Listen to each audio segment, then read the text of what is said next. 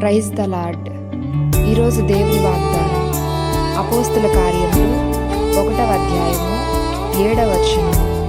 కాలములను సమయములను తండ్రి తన స్వాధీనం అందించుకొని ఉన్నాడు. ఈరోజు పరిశుద్ధాత్మ దేవుడు మనకిస్తున్నటువంటి వాగ్దానం ఏమనగా, ఎవరైతే ఈ జీవితంలో దేవుడు ఇంకా అద్భుతం చేయలేదని ఎదురు చూచుచున్నారో అట్టి వారితో దేవుడు మాట్లాడుతున్నాడు.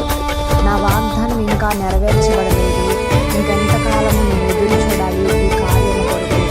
అది ఉద్యోగమైన, వివాహమైన, గర్భఫలమైన, ఆరోగ్యమైన, మరి ఏదైనా కానీ ఇంకెంతకాలం ఎదురు చూడాలి అని నిరాశలో కనుక ఉన్నట్లయితే ఈరోజు దేవుడు మీతో మాట్లాడుతున్నాడు.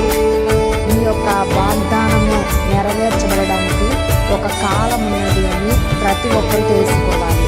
నిర్ణయ కాలం అంటే అబ్రహామును శారాను దేవుడు దర్శించి గర్భఫలమును అనుగ్రహించాడు. ఆ కాలం వచ్చే వరకు కూడా ఓపికతో నిరీక్షణ కలిగి ఎదురు చూడాలి. కాబట్టి ఇక్కడ దేవుడు రోజు మనకు ఏమని మాట్లాడుతున్నారంటే, ప్రతి సమయము, కాలములు, సమస్తము కూడా దేవుని యొక్క ఆధీనంలో ఉన్నది.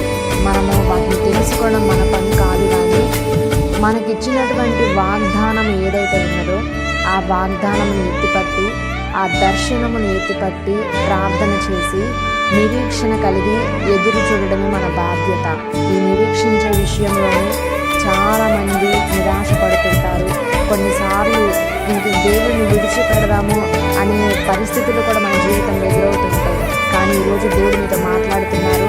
మీ యొక్క ప్రతి సమస్యకు మీ దేని కొరకైతే ఎదురు చూస్తున్నారో దానికి దేవుడు ఒక సమయాన్ని పెట్టి ఉంచాడు. ఆ సమయము త్వరగా నెరవేర్చండి ప్రభువా అని అడిగినట్లయితే తప్పకుండా దేవుడు మీ జీవితాలలో ఆ సమయం తీసుకొచ్చి మీరు అనుకున్నటువంటిది నెరవేరుస్తాడు.